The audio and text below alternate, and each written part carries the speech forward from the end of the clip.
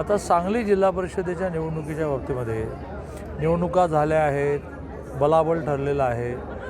महायुतीची टोटल 31 होते, 18+7+6 आणि महाविकास आघाडीची 29 होते. त्यामुळे हे क्लिअर आहे की महायुतीचा जिल्हा परिषद अध्यक्ष होईल. महायुतीतल्या कुठल्या पक्षाचा व्हायचा, भारतीय जनता पार्टीचा का शिवसेनेचा का राष्ट्रवादीचा, हे आपापसात बोलून ठरवणं सुरू आहे. पण काही गोष्टीवरून नाराजी आहे. 1.25 वर्षाचे 4 जिल्हा परिषद अध्यक्ष करू, त्यामुळे कोणाला आज नाही त्यांना उद्या मिळेल. आता फक्त एक वाक्याचा निर्णय व्हायचा की मग ह्या वर्षीचं कोणाला, बाकी सगळं सोपं आहे. उपाध्यक्ष कोण, 5 जी मोठी खाती असतात त्याचे सभापती कोण, हे सगळं सोपं आहे.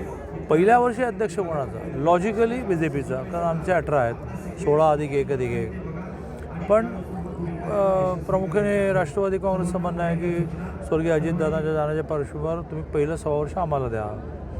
अतिशय चांगलं यश मिळालेल्या सुहास बाबरांचं म्हणणं असं की यावेळेला तुम्ही आम्हाला द्या. पण शेवटी बसून निर्णय करू.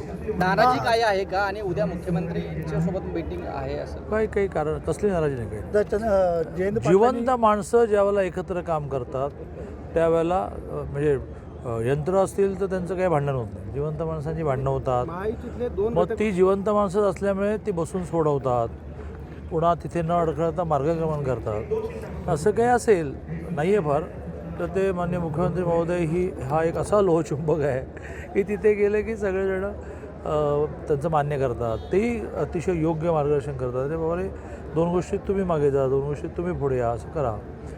काही नाही आहे, पण जर तुम्ही मुद्दाच उपस्थित केला तर नाही, कसं माणसांच्या कामामध्ये आहे तर ते नीट करू. सीएम साहेबांच्या समोर हा विषय जाणार आहे. बैठकीला काही जाण्याची आवश्यकता नाही. 23 तारखेपासून 1.25 महिना अधिवेशन आहे. देवेंद्रचं वैशिष्ट्य आहे की अधिवेशनामध्ये बजेट होतं, पेंडिंग विकासाचे प्रश्न मार्गी लावतात, बैठका करून, आणि पेंडिंग संघटनात्मक माणसांचे प्रश्नही मार्गी लावतात. तू आता असं कर, तू 24 तारखेला रात्री आहे, मग ते येतो, ऐकतात, मग ते त्याचा दुसऱ्या पार्टला म्हणतात की तू 25ला ये, मग ते नेक्स्ट वीकमध्ये दोघांना का तेव्हा बसवतात. असं 1.5 महिन्याचा उपयोग 14 पासून ते बजेट सँक्शन होण्यासाठी, विकासाचे प्रश्न सोडवण्यासाठी, माणसांचे प्रश्न सोडवण्यासाठी उपयोगात आणतात. वेगळी बैठक, वेगळं जाणं काही आवश्यक नाही आणि एवढं काही नाहीच आहे. अध्यक्षपदासाठी 6 लोक आमच्यासोबत ठामपणे आहेत असं सांगितलंय संजय काकांनी. हो आहेतच. 6 लोक, 6 नेते आहेत, 6 सदस्य निवडून जे आले त्यांचे सगळ्यांचं एकमत आहे असं संजय काकांनी सांगितलंय का? नाही, असं आहे की संजय काकांनी सांगितलं आहे का, तर सांगितलं आहे. ओके. पण ज्या वेळेला ते चिन्हावर निवडून आलेले आहेत आणि डिस्क्वालिफिकेशनचा जर आपण व्हीपचं उल्लंघन केलं तरचा कायदा भयानक कठोर आलेला आहे, भयानक. की त्याला नंतर कुठल्या कोर्टात जावं लागत नाही. निवडणूक प्रमुख जो असतो तो ऑनस्पॉटच निर्णय देतो. हात वर केला नाही व्हीपच्या प्रमाणे तर लगेच डिस्क्वालिफिकेशन होतं. त्यामुळे कोणी काही धाडस करणार नाही.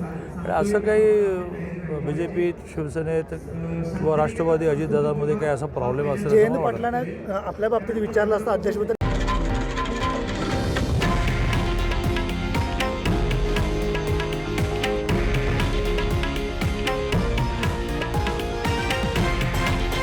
हे आहे देशातील नंबर 1 न्यूज नेटवर्क आणि आपण पाहत आहात TV9 मराठी, एकमेव.